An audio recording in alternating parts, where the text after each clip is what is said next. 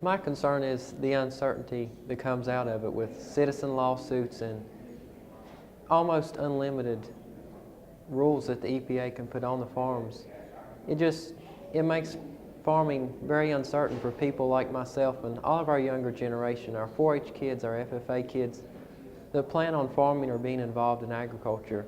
Their very future is at stake because the EPA could essentially run our farms if this bill was to become a law and be used to its full potential. This is a major takeover of private property, agriculture, use of land in Virginia.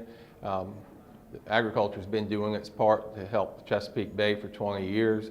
We really haven't gotten credit because the Bay model doesn't take into account voluntary cover crops, voluntary conservation practices. The model only shows what's been cost shared on, which is a very small part of the conservation efforts that people in agriculture have been making over the last 20 years. And I think there's very few cases in history where the federal government has done something better than the states can do, where we have local control, and it's much easier for agriculture to deal with someone in the state of Virginia than have to deal with the EPA.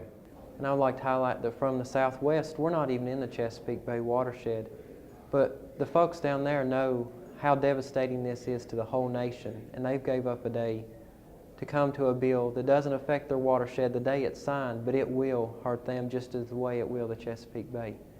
I feel it will be worth our trip. I think whenever the senators see their constituents concerned enough about an issue to take a day and come to talk to them, I think it's certainly beneficial. A personal conversation can do a lot more than letters and phone calls, although we need all of them just to show the numbers of people that are concerned about this legislation.